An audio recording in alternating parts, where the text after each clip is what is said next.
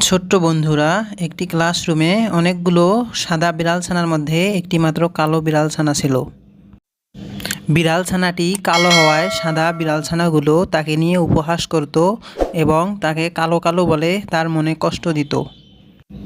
সাদা বিড়ালছানাগুলো প্রায় সময় ক্লাসরুমে কালো বিড়ালছানাটির গায়ে দুধ মেখে দিত এবং সবাই অট্টহাসিতে ফেটে পড়ত।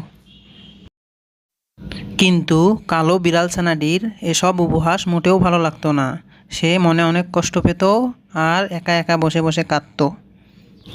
একদিন হঠাৎ কালো বিড়ালছানাটি অনেক সাদা হয়ে যায় এবং ক্লাসের সবাই তাকে দেখে অবাক হয়ে যায় আর চিন্তা করে কেমনে কি। এজন্যই ছোট্ট বন্ধুরা, কাউকে কখনো অবজ্ঞা করবা না। আমাদের সৃষ্টিকর্তা চাইলেই যে কোনো সময় যে কাউকেই পরিবর্তন করিয়ে দিতে পারেন। তাই সবাইকে সম্মান করবা।